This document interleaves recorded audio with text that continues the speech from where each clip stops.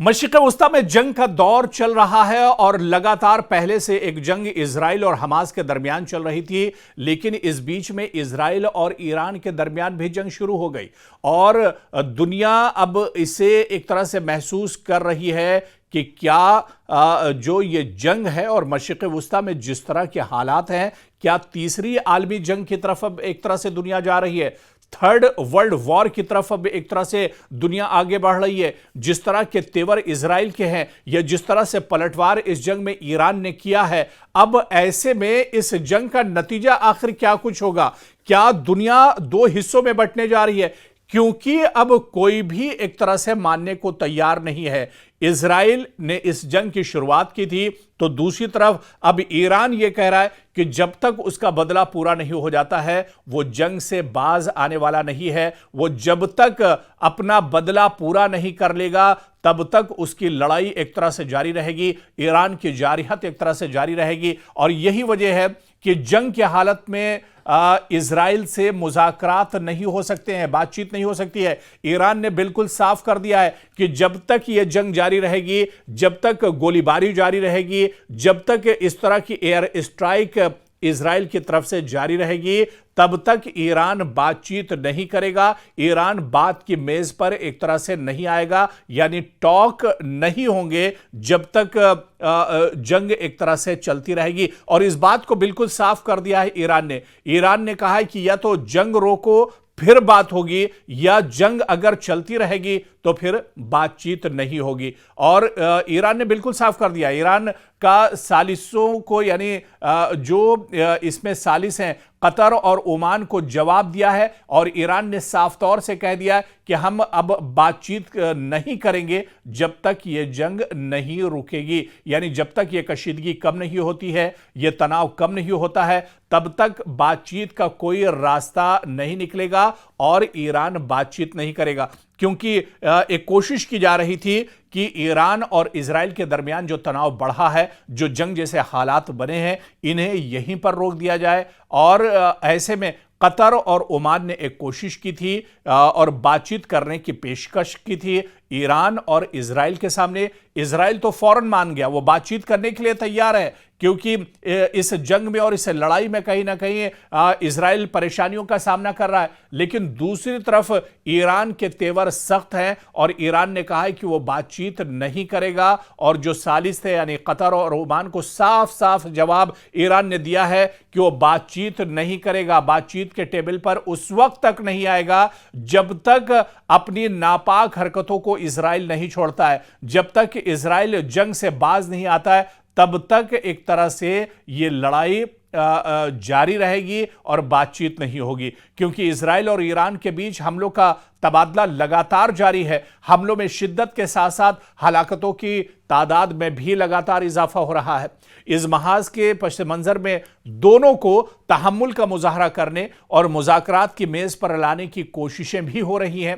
Media reports के मुताबिक Iran ने मुज़ाकरात के इम्कानात को खारिज कर दिया है। ईरान ने जो सालिस हैं, जो बीच में एक तरह से बातचीत कराना चाहते हैं, यानी कतर और ओमान को वाज़े अल्फाज में कह दिया है कि जंग की हालत में इजराइल से मुज़ाकरात नहीं हो सकते हैं।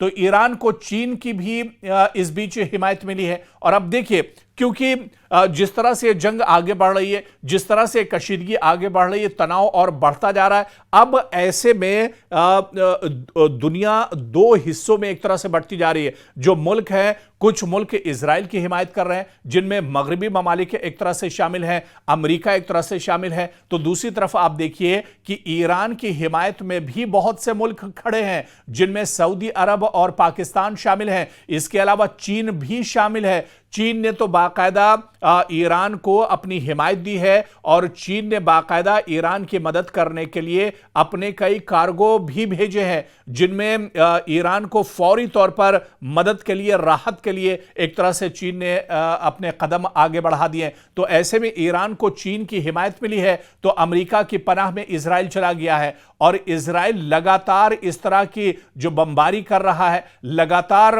इस तरह का जो रवैया इजराइल का है, वो दरअसल अमेरिका की वजह से है। और आपको बताते चले कि अब यह जंग एक तरफा नहीं रह गई है। ईरानी हमले में अगर आप देखिए तो इजराइल का शहर अब शहर दर शहर अब खंडर बनते जा रहे हैं। कई शहरों को नुकसान पहुंचा है और यहां तक आपको बता दें कि आयरन डोम फिर नाकाम हुआ है। ईरान के एक दूसरे पर लगातार हमले जारी हैं। इजराइल भी हमले कर रहा है। ऐसा नहीं कि इस जंग में ईरान का नुकसान नहीं हो रहा है, ईरान का भी बड़े पैमाने पर नुकसान हो रहा है। और मशरिक़ वुस्ता के का ये जो बहरान है लगातार गहराता जा रहा है और इस बहरान पर पुतिन और ट्रंप की फोन पर इस बीच में बातचीत भी हुई है।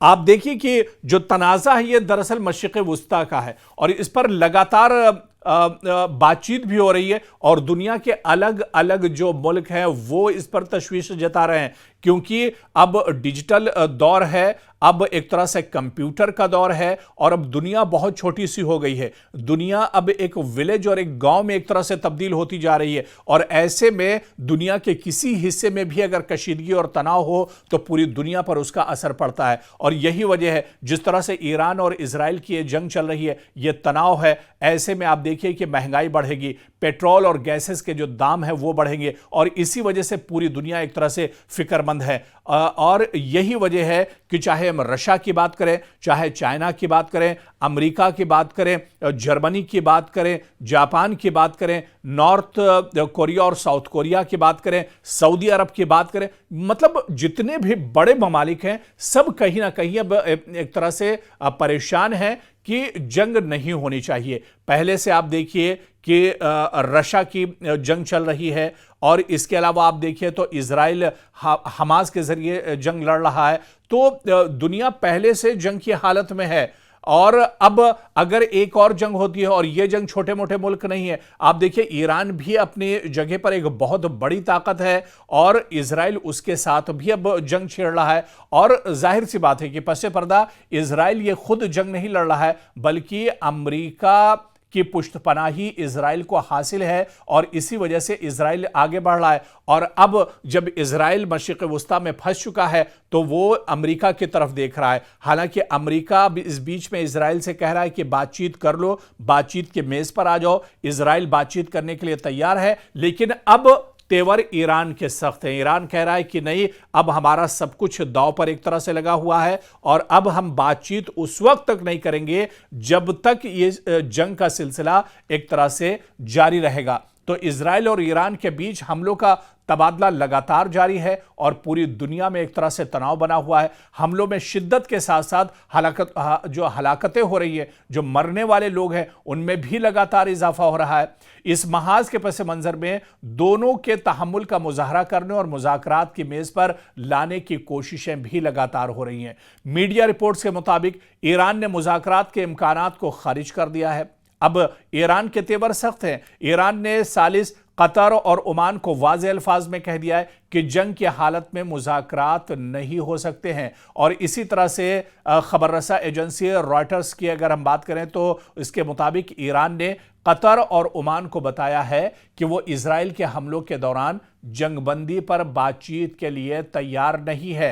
ईरान का कहना है कि इजराइल की जारहियत का जवाब मुकम्मल होने तक वो मुज़ाकरात का आगाज करने पर गौर कर सकता है, यानी पहले जंग बंद हो और उसके बाद फिर वो बातचीत कर सकता है। और इस बीच अमेरिकी सदर डोनाल्ड ट्रंप का कहना है कि इजराइल और ईरान के बीच सौदे का वक्त आ गया है, यानी हर चीज में अमेरिका को सौदा दिखता है, हर चीज में डोनाल्ड ट्रंप को डील दिखती है और वो हर जगह एक तरह से डील करना चाहते हैं, हर जगह सौदा करना चाहते हैं। उन्होंने उम्मीद जाहिर की है कि वो इजराइल और ईरान के बीच अमन की बहाली के लिए सालिस एक तरह से का किरदार अदा कर सकते हैं, यानी अमेरिका ये जानता है कि अगर वो बीच में आएगा तो ये जंग बंद हो सकती है। आपको बताते चलें कि G7 रिपोर्ट के मुताबिक G7 सरबराही इजलास में शिरकत करने पहुंचे डोनाल्ड ट्रंप ने कहा कि अमेरिका दिफा के लिए इजराइल की तायद करता रहेगा। ताहम जब उनसे यह पूछा गया कि आया उन्होंने अपने खलीफ को ईरान पर हमले रोकने को कहा था,